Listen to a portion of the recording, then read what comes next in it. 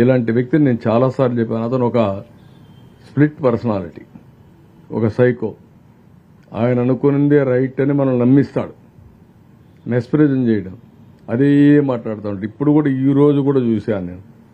మా ఇంటిని కాపాడుకోవడానికి ఆ పక్క వచ్చే నీళ్లు ఈ పక్క పంపించానంట. Can you tell? బుద్ధి జ్ఞానం ఉందా? మీరు కూడా వినేవాళ్ళకి మీకు ఏమన్నా ఉందా? అలాంటి వ్యక్తులను సమాధానం చెప్పమని అడగడానికి మీకు మనసు వచ్చేదని అడుగుతున్నా. ఎందుకు అటువంటి చెత్త మనుషులతో స్పందించాలనా? కాదు,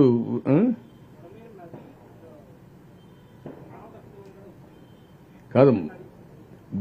బుడమేరు నది అది ఒక వాగు, అది ఒక డ్రైన్. డ్రైన్కు నదికి డిఫరెంట్ జరిగిన వాటిని ఏమంటాం? ఇంకా అలాంటి వ్యక్తిని మేము మాట్లాడుతున్నాం. ఇప్పుడు దానికి గేట్లు ఎత్తేసామంట, దానికి నీళ్లు ఈ పక్క నుంచి ఆ పక్క పంపించామంట. మా ఇల్లు అవతల సైడ్ ఉంటుంది, బుడమేరు యువతల సైడ్ ఉంటుంది.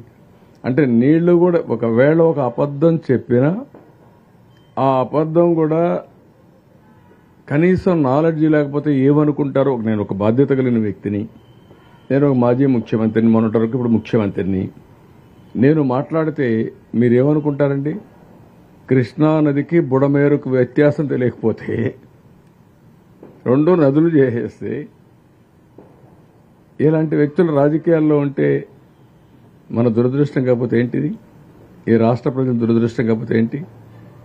అందుకే పొటాటోకి ఆ రోజు మీరు చూశారు, టమోటాకి పొటాటోకి వ్యత్యాసం తెలియకుండా మాట్లాడాడు. వీళ్ళేం చేస్తారు రాజకీయాలండి? స్పష్టత లేదు, సబ్జెక్ట్ లేదు, నేర్చుకోవాలని ఆలోచన లేదు. సాయంత్రం అయితే గల్లాపెట్టి తిరిగి ఎంత వచ్చిందో చూసుకుంటారు. ఈరోజు కలెక్షన్ అని. ఇలాంటి వాళ్ళు రాజకీయాలు చేస్తాను. ప్రజాహితం కోసం పనిచేసే పరిస్థితి రావాలి.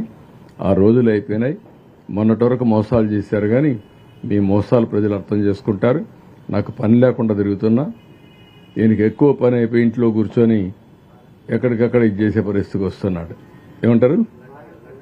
వెళ్ళాడా? రేపు వెళ్తున్నాడా? పోస్ట్ పోన్ చేయలేదా? కాబట్టి ఆయనకి పని ఎక్కువ ఉంది కాబట్టి లండన్ పోతున్నాడు. మనందరికి పని లేదు కాబట్టి మీరు రిపోర్ట్ చేస్తున్నారు, నేను తిరిగి పనులు చేస్తున్నా.